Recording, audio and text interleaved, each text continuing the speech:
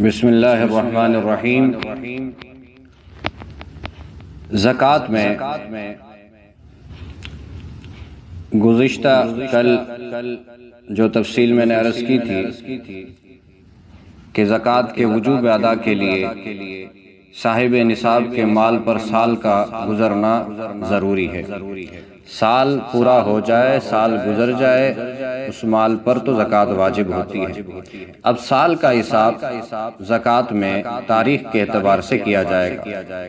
زکوٰۃ کے حساب کے لیے مہینے کے اعتبار نہیں بلکہ تاریخ کا اعتبار رہے گا۔ جس تاریخ کو سال مکمل ہو جائے اسی تاریخ میں زکوٰۃ واجب ہوگی، یہ یاد رکھیں۔ جس وقت بھی زکوٰۃ ادا کرے گا اسی تاریخ کا اعتبار ہوگا۔ اگلے سال اسی تاریخ میں دوبارہ زکوٰۃ واجب ہوگی جس تاریخ پر گزشتہ سال زکوٰۃ واجب ہوئی تھی۔ مثال سے بات واضح ہو جاتی ہے، آپ مثال سمجھ لیجئے۔ مثلا گزشتہ سال رمضان المبارک کی پہلی تاریخ کو سال مکمل ہوا تھا، تو اس سال بھی رمضان المبارک کی پہلی تاریخ کو سال مکمل ہوگا۔ خلاصہ یہ ہے کہ زکوٰۃ میں مہینے کا اعتبار نہیں کیا جائے گا بلکہ تاریخ کا اعتبار کیا جائے گا۔ تاریخ کے اعتبار سے اپنے سال کے مکمل ہونے کا تعین ہوگی۔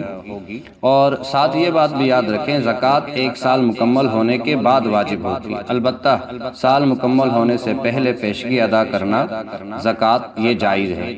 اس میں تاخیر کی بھی گنجائش ہے، لیکن موت سے پہلے ادا کر دینا لازم ہے ورنہ سخت گناہ ہوگا۔ اللہ سبحانہ و تعالی ہمیں احکامات شریعہ کو سمجھ کر اس پر عمل کرنے کی توفیق عطا فرمائے۔